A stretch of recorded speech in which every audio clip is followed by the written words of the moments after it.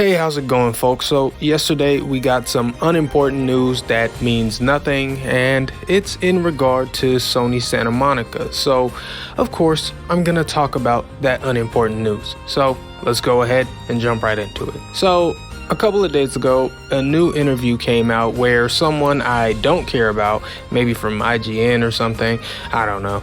Anyway, they did an interview with the creative director at Sony Santa Monica, Cory Barlog. And there's not a lot to pull from it, but in it, Cory Barlog is quoted as saying that Sony Santa Monica is, quote, spread out on a lot of different things. So this very clearly implies that the train didn't stop chugging even with the very recent release of God of War Ragnarok. And really no surprise there, game studios pretty much never stop chugging along. But what the quote doesn't imply even a hint of is what those lots of different things may be. But when has that ever stopped us? So it's time to wildly speculate. Now, the obvious first thing that people will assume is being worked on is, of course, another God of War. And yes, that's as likely, if not more likely, than anything else, but that's not actually what I think they're working on. In Cory's quote, he said they were spread out across a lot of different things. I don't think one of those things is currently a new God of War, but I do think one of those things is Ragnarok DLC. The first game in 2018 didn't have DLC, mostly because the team just decided that it didn't feel right. And I have to agree with that.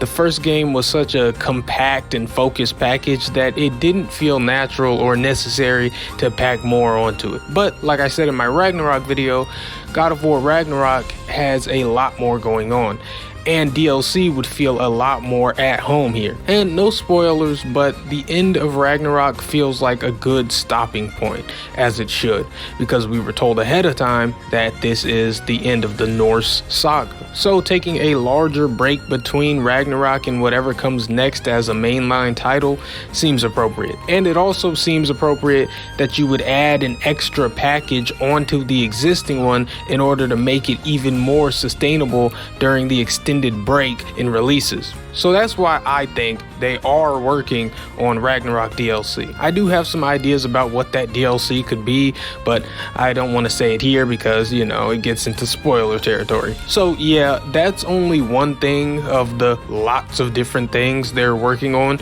So what else could there be? Well, if you remember, the very man this quote has come from, Cory Barlog, was the creative lead on the 2018 God of War. And for Ragnarok, he stepped aside and handed the reins over to Eric Williams. Cory did this because he went to focus more entirely on a different undisclosed project. In 2022, we still don't know what that project is. And my guess is that it's an all-new IP from Sony Santa Monica. I think that just makes sense. I doubt that Cory Barlog, Eric Williams, and both their respective parts of the team were working on two God of War games simultaneously. The only way I see that being the case is if Cory's game were a spin-off and a complete departure from what we currently know God of War to be. And honestly, even that seems unlikely to me. So I really think that in the next year or two, we're gonna get a new Santa Monica game, and it's gonna just be a brand new IP. And at this point,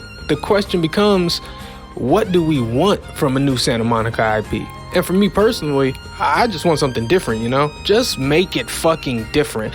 God of War is God of War, so I don't need anything similar. Make the new IP as different from God of War as possible. You know, God of War is third person. Make the new game first person. God of War is mythological. Make the new game sci-fi. God of War is melee. New game should be a shooter. You know, just go all the way the other way. And no, I don't really specifically want the game I just described, but I'm just trying to illustrate that I want something very different from God of War, you know? And I think it's like admirable and cool and interesting when dev teams do new and different things, and you know, you play to your strengths but still try things that they may not be so used to, which is why I thought it was super cool of Tango Gameworks to go from The Evil Within to Ghostwire Tokyo. You know, they kept the horror aesthetic that they know and are used to, but everything else about those two games is completely different. And if nothing else,